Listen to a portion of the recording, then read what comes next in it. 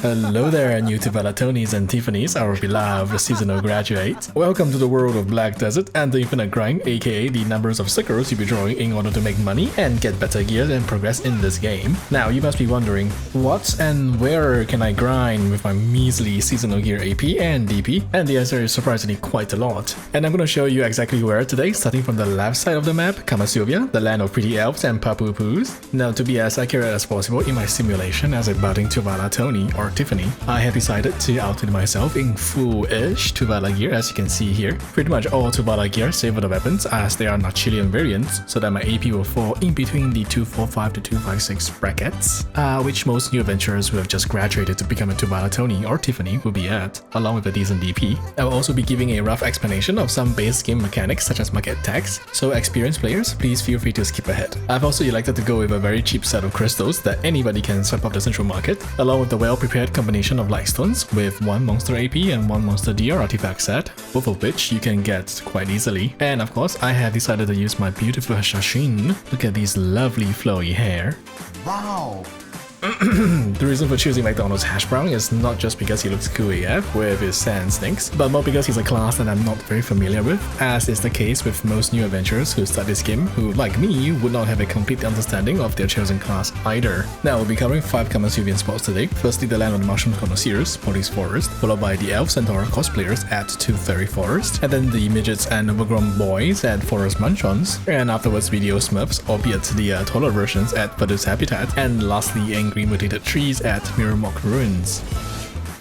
Do note the silver per hour counted will only include major drops such as the Toto TL, Caphras if any, and Blackstones mainly. Miscellaneous drops that tend to sit on the market will be excluded for a more practical experience. All are with level 1 loot scroll unless otherwise stated, and the numbers shown are mostly for reference, so your mileage may vary. Central market items are subject to 35% tax unless you have a value pack, which gives you 30% more income. Family fame also helps increase this tax return, albeit marginally. However, this is applied after the initial 35% tax, therefore these are your actual income multipliers, no VP at 0.65 with a VP at 0.845. I'll be highlighting the taxable drops below, so do take note. Firstly, Police Forest, tucked away in a neat little western corner of Kamasylvia, you have all sorts of gourmet mushrooms minus the sauce at the ready for harvest. This is the food drop table.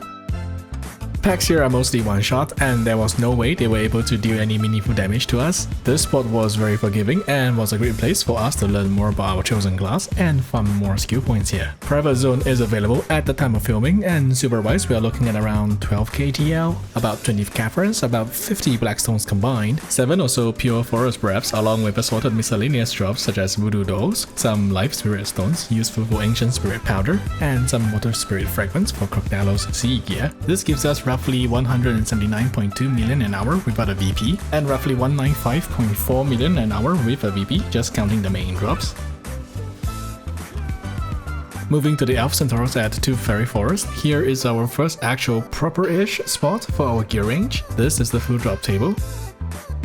Though, to be honest, it was still a pretty chill experience for us despite having to use a couple more skills than at Mushrooms. They do hit harder and have the occasional CC, so if we AFK here for too long, we definitely have a chance of dying here, so do take note. Ladies are available here, offering some nice rewards for Deep Blue Hoof Roots, a Courser Awakening material. This spot here also drops a treasure piece, the Ron's Tinting Nabulum, which is required for Ronet's Spirit Essence, aka the Infinite HP pod, so I do recommend spending time here to get the piece, as it is such an important item for improving QOL in the long run, as it saves you a lot of weight and inventory management. Private zone is again available, and silver-wise we are looking at around 7.4 KTL, 30 Caphras or so, 30 or so Blackstones, some Earth Spirit Stone fragments for your Crocodile gear, and about 10 Forest Breaths, netting us around 176.8 million per hour without VP and 200.1 million per hour with a VP.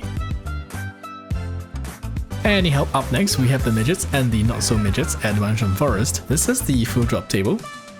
Here it's quite similar to the Ronaros in terms of gear required, but it's still relatively easily doable for us. Again, make sure to not AFK for too long as we can still die here low. And like Ronaros, this is a spot that also drops a treasure piece, the Lux Crimson Tear, which is a piece needed for Adora's Spirit Essence, aka the Infinite Mana pot. The full piece can drop from the Manshaums Shaman and the Great Warrior. Like the HP pot, this is also one of those major quality of life items that I strongly recommend you to work towards whenever possible. Hoof Fruits dailies are also available at the Note Manager, here. Private Zone is also available here as well. Silver-wise, we are looking at around 6.9 KTL, 52 Capras, not a whole lot of Blackstones and Forest Breaths, but quite a bit of Production Stones, usually 18 or more, along with some Water Spirit Stone fragments for your Crocodilo's gear. This gets us around 201 million without a BP and 234.9 mil with a BP.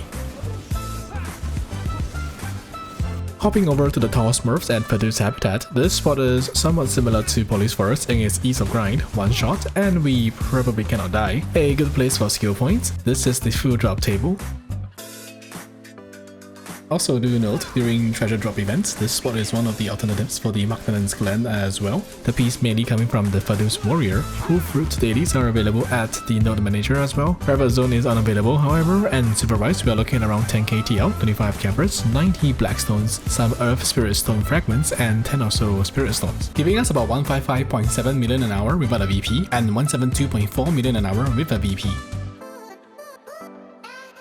And finally, we have the Evil Trees at Mirumok Ruins, our one and only party spot in this guide. A very decent spot for combat XP. The spot drops enough loot for 2 to 3 people, and I recommend level 2 loot scroll here since the mobs only drop 1 TL on death. This spot is surprisingly much more chill than I remember 2 years ago, and with our Tuvala Tony's gear, we actually do quite well here. Although they do have the chance to hit hard, so I recommend you stay alert and look out for the telegraphs when the Ronaros pop out of the ground. Anyhow, much thanks to my guildie Thorn for helping out and lowering his AP to 251. Private zones are unavailable here. Silver-wise, we are looking at around 11.3 KTL, about 28 Capras, the occasional belt or Forest Fury, not included, 80 or so Blackstones, and some Tree Spirit fragments, netting us roughly 260.8 mil an hour without a VP, and 279 mil an hour with a VP.